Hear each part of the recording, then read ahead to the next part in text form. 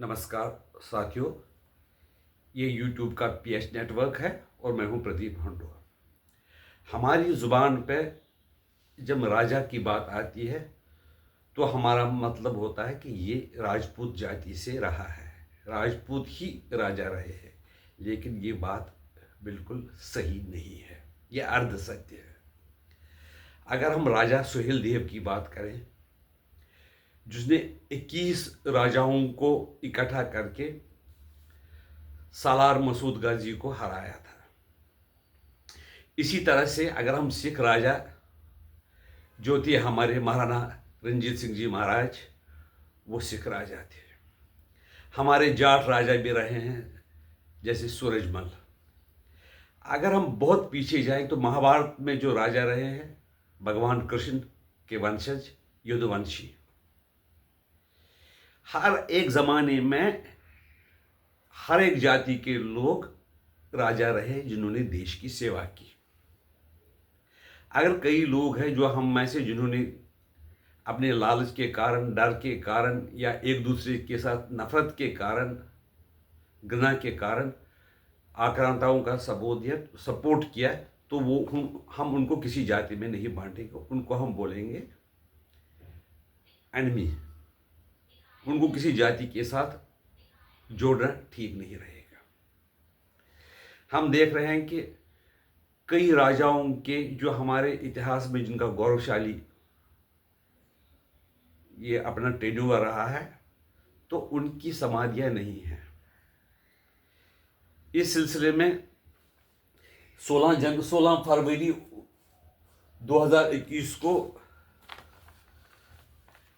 प्रधानमंत्री ने virtual inauguration की उनकी समाधि और स्मारक बनाने के लिए, वर्चुअल इनॉग्रेशन, और वो शायद पूरा भी हो गया है। और 2024 में जब इलेक्शन हुआ था तो योगी जी ने कहा था कि जो राजा सुहेल देव ने शहीद सालार मसूद गाजी के साथ किया था वही हम माफियाओं के साथ करते हैं। यानी कि वो ऐसा राजा था, ऐसा वो जो इसका गजनी का बांजा था और सेनापति भी था, उसने बहुत तकलीफ पहुंचाई थी हिंदुओं को। सोमनाथ मंदिर में तोड़फोड़ की, उसका बदला राजा सुहेल देव ने 21 राजाओं को इकट्ठे करके मजबूत सेना बना के ले लिया। लेकिन उसके बाद तो उसको उसके ही कमांडर ने, जो सालार का कमांडर था, उसने शहीद कर दिया धोखे से। वो अलग बात है। लेकिन उन्होंने अपनी ओर से जो आक्रांताओं को, विदेशियों को दूर रखने की कोशिश की। इस सिलसिले में जैसे जम्मू कश्मीर में एक राजा थे गुलाब सिंह को, जिन्होंने राज्याभिषेक करवाया था महाराजा रंजीत सिंह, उनका स्मारक जम्मू कश्मीर में होना चाहिए, नहीं, लेकिन नहीं है। इसी तरह से कई राजा हैं जिनके स्मारक नहीं है, और अलबत्ता जो आक्रांताओं ने उनके साथ अत्याचार किए थे उनके मकबरे हैं। और मकबरों में क्या होता है, कई मकबरों में मेले लगते हैं, वहां दरगाह बनती है, मेले लगते हैं, और उन मेलों में कौन जाते हैं? ज्यादा हिंदू जाते हैं। और कमाई किनकी होती है? मुसलमानों की होती है। कई लोगों का ये भी कहना है कि ये जो अजमेर की दरगाह है, अजमेर चिश्ती की दरगाह है, वो भी ऐसा राजा था जिसने कि हिंदुओं को इस्लाम कबूल करने के लिए मजबूर करवाया था, अपने जो उनके शागिर्द थे उनके द्वारा, जो कि राजा वगैरह थे। इस सिलसिले में इस बार भी सालार जंग के इस पे मकबरे पे मेला लगाने की सोची थी कमेटी वालों ने, लेकिन सरकार ने इसकी इजाज़त नहीं दी। क्योंकि जो हमारे जो आक्रांता है, जिसने हमारे देश पे हमला किया, जिसने सोमनाथ मंदिर तोड़ा, हम का महिमा मंडन कैसे कर सकते हैं। लेकिन 70 साल तक सुहेल देव ने क्या किया है, हमें ये पढ़ाया नहीं गया। हमें तो ये बताया गया कि औरंगजेब एक महान राजा था, उसने देश में वो शराब नहीं पीता था, अपनी कमाई से वो अपना पेट भरता था। ये चीज़ें हमें बताया गया कि वो बिल्कुल 5 वक्त नमाज अदा करता था और मज़हब के प्रति उसका बड़ा जुनून था। लेकिन उसने यहाँ की जो आबादी थी, जहाँ पर वो बाहर से आया था, उनके साथ क्या किया, उसके बारे में हमें पढ़ाया नहीं गया। अब ये जो राजा सुहेल देव था, कई लोग बताते हैं कि ये पासी नहीं था, राजबर था, राजबर नहीं था, राजपूत था।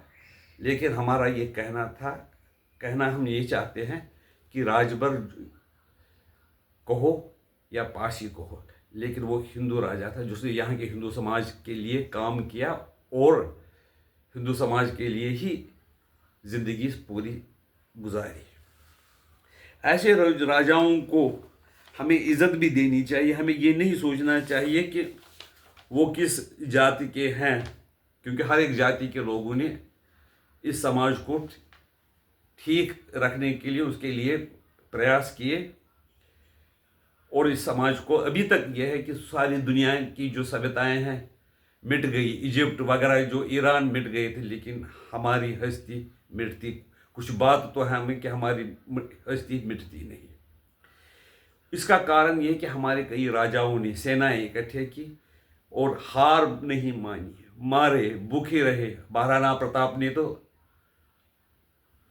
घास की रोटी खाई, और जब भी वो उसकी बच्ची की जंगल में उसकी बच्ची की रोटी कोई बिल्ली ले गई तब उसको दुख हुआ। बाकी उन्होंने जो समाज के लिए किया है, तभी आज हम आज़ादी से रह रहे हैं और वोट डालकर अपने रिप्रेजेंटेटिव चुन सकते हैं। बाकी 70 सालों में यहाँ के जो एक समुदाय था, उनको ये लगता है कि कानून वही है जो हम कहें। अगर कानून में कोर्ट कुछ डिसीजन देता है तो उसको बदलवाया जा सकता है, क्योंकि हम असली शासक हैं। हम जो चाहे वही होना चाहिए और हो सकता है। लेकिन इस बार अब लोग धीरे धीरे जागृत होने लगे हैं। ये बात मैं कह रहा हूं कि वहां पर जो संभाजी नगर में और नागपुर में संभाजी के नगर के बारे में पहले नाम बदल दिया गया, तो कई लोगों को वो बर्दाश्त नहीं हुआ। और वहां पर दूसरी बात है कि जो मकबरा औरंगजेब था वो बनाया हुआ है नेशनल मॉन्यूमेंट। क्यों भाई, उसको नेशनल मॉन्यूमेंट क्यों बनाया है? और नागपुर में कई लोगों की ये इच्छा थी कि उस कब्र को, मकबरे को यहां से हटाया जाए। तो नागपुर के लोगों को बड़ा गुस्सा आ गया, तो उन्होंने कट्टरपंथी जो है उन्होंने दंगे फसाद किए और माहौल को खराब करने की कोशिश की। और जो लेडीज है उनके साथ भी बुरा व्यवहार किया है। एक जो डीसीपी है उनका हाथ काटने की कोशिश की। इतनी हिम्मत कई लोगों में कैसे आती है? इसका जवाब यही है कि उनको जो लीडरशिप है कि कई लोग हैं जो कि हिंदू ही हैं, उनको समर्थन करते हैं, वो उनको इस्तेमाल करते हैं। जैसे मैंने कहा कि हमारे जो देश में जयचंद भी हुए हैं, कई प्रकार के गद्दार भी हुए हैं, उनको मैं किसी जाति में नहीं मानता हूँ, वो तो एनिमी है। इसी तरह से जो हिंदू अभी भी ऐसे लोगों का साथ देते हैं, उनको किसी जाति में नहीं मानना चाहिए, उनको देश के दुश्मन ही समझा जाना चाहिए। आपकी राय इसके बारे में क्या है, हमें बता दीजिए। नमस्कार।